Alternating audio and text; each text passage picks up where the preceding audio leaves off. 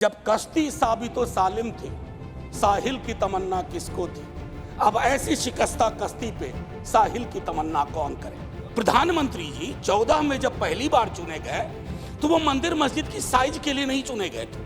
2 करोड़ प्रतिवर्ष नौकरियां, ये अर्थव्यवस्था का वो एक चेहरा हो सकता है, लेकिन एक जनप्रतिनिधि जो राज्यसभा और लोकसभा में बैठे हुए हैं, उनके लिए आर्थिक परिस्थिति पे जब हम बात करते हैं ना, तो सर सबसे पहले गरीब की थाली नजर आती है। गरीब की, आप फॉरेन एक्सचेंज रिजर्व कुछ भी रख लो, लेकिन अगर गरीब की थाली में ऊपर परिलक्षित नहीं हो रहा है तो फाइल भी किताबी है और गांव भी किताबी। मैं सिर्फ, और हाँ बहुत बढ़िया कहा जावड़ेकर साहब ने कहा 80 करोड़ लोगों को, हालांकि मैं उस शब्द का इस्तेमाल नहीं करूंगा कि मुफ्त कुछ नहीं होता है सर। मैं कई बार सदन में बोल चुका हूं, अगर 80 करोड़ लोगों को आपको अनाज देना पड़ रहा है तो मुझको अर्थव्यवस्था पर कोई टिप्पणी नहीं करनी है कि आर्थिक परिस्थिति क्या है, कितनी समावेशी है, वगैरह वगैरह। सर माननीय उपसभापति जी, सुधांशु जी जब बोल रहे थे तालियां बज रही थी सत्ता पक्ष से, बजती भी हैं। अब विजय साई रेड्डी जी को कष्ट हुआ तो उन्होंने कह भी दिया कि ताली क्यों नहीं बजा रहे हो।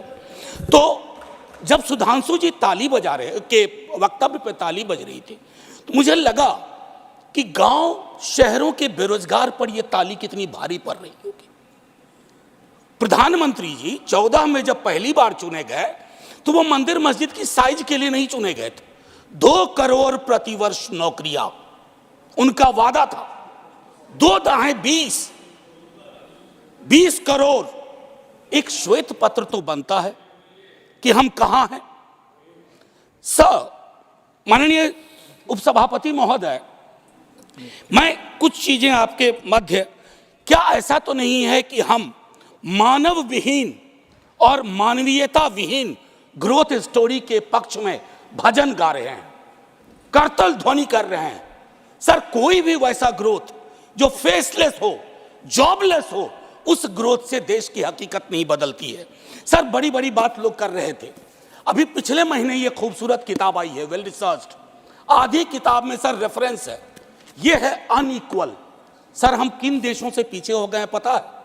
छोड़िए अमेरिका यूरोप की बात, बांग्लादेश और नेपाल इनकम इनइक्वालिटी को एड्रेस करते हुए मानवीय सूचकांक में हमको पीछे छोड़ चुका है। ये है सर दस्तावेज, ये अनइक्वल स्वाति नारायण की। बीते दिनों बिहार में एक जातिगत सर्वेक्षण हुआ। मैं चाहूंगा तमाम हमारे भाजपा के मित्र, उनको ना उससे मतलब ना हो, उसके प्रति विरोध हो, लेकिन एक बार उस दस्तावेज को पढ़िए, क्योंकि उन आंकड़ों में नंबर के बाद आर्थिक सामाजिक परिवेश भी जाहिर हुआ है। और तब प्रधानमंत्री जी, पुनः ले जाऊंगा 14 में बिहार गए थे, बिहार को स्पेशल स्टेटस की बात वो करके आए थे, हाजीपुर, दरभंगा, पटना। सर बिहार को आपकी जरूरत है माननीय सत्ता पक्ष। बिहार के पास रेवेन्यू के साधन कमतर हैं। बिहार को लेबर सप्लाई स्टेट के नजरिए से मत देखिए, बिहार को स्पेशल स्टेटस दीजिए। क्योंकि अगर आप इस किताब का विश्लेषण करें, सरकार के आंकड़ों का विश्लेषण करें, तो आपको साफ दिखेगा कि बिहार, झारखंड, उत्तर प्रदेश और मध्य प्रदेश देश के बाकी राज्यों से पिछड़ रहा है। उसके अलावा दूसरा पहलू कहता हूं माननीय उपसभापति महोदय, इस किताब में बाबा साहब भीमराव अंबेडकर को धृत किया गया है, नॉर्थ साउथ डिवाइड के संदर्भ में भी। और ये पुरानी बात है सर, एफडीआई को ही देखिए कि नॉर्थ में कितना, साउथ में कितना, तो ये फर्क आपको साफ नजर आ जाएगा। इसलिए मैं कहता हूं कि बिहार को नए नजरिए से देखिए।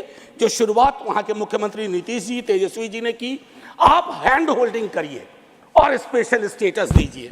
दूसरी चीज सर, अगर मनरेगा में रूरल डिमांड बढ़ रहा है तो रूरल डिस्ट्रेस को एक्नॉलेज करिए।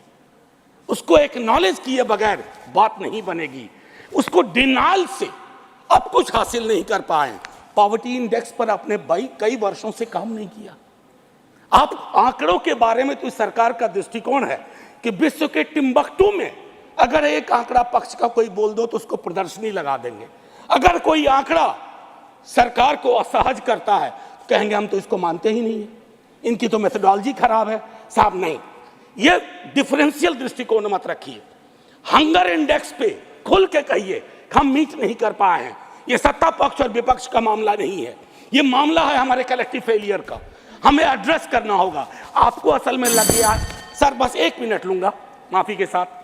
सर, आपको असल में लगता है कि आप इनकम इनइक्वालिटी की बात ना करें, पॉवर्टी रिडक्शन की बात ना करें, अनएम्प्लॉयमेंट एड्रेसिंग की बात ना करें, चुनाव आप फिर भी जीत जा रहे हैं। मैं मानता हूं आपने वो तिलिस्म विकसित कर लिया है कि समस्याओं को एड्रेस किए बगैर भी चुनाव कैसे जीते जा सकते हैं। लेकिन जिन बोतल से निकला ये जिन देश पर बहुत भारी पड़ने जा रहा है। वेल्थ टैक्स को लेकर के, इनकम इनइक्वालिटी को लेकर मैंने कहा वेल्थ टैक्स 16 में आपने अबॉलिश कर दिया। किसानों के बारे में सर मैं कहता हूं, आप कहते हैं शेयर बाजार उछल रहा है, बड़ी तारीफ होती है सर। शेयर बाजार उछले और एक किसान आत्महत्या कर ले, एक युवा बेरोजगार आत्महत्या कर ले, तो आप किस चीज को कहेंगे सर? और कुछ नहीं कहना चाहता। हाशिए के समूहों में पॉवर्टी की जो परिस्थिति है, आप बिहार का डेटा देखिए। आखिरी सर, एक सुधांशु जी बड़ी अच्छी चीजें बता गए, हमें तो लगा कि हम तो बेकार परेशानी है, गरीबी से, भुखमरी से। 30 सेकंड सर। तो मैं आपके माध्यम से अपने मित्रवर्ग को कहता हूं, जब कश्ती साबितो सालिम थी, साहिल की तमन्ना किसको थी? अब ऐसी शिकस्ता